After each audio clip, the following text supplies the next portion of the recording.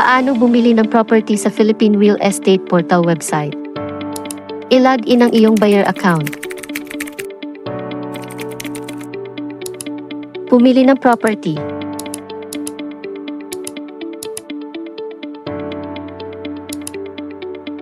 Pindutin ang Buy Now.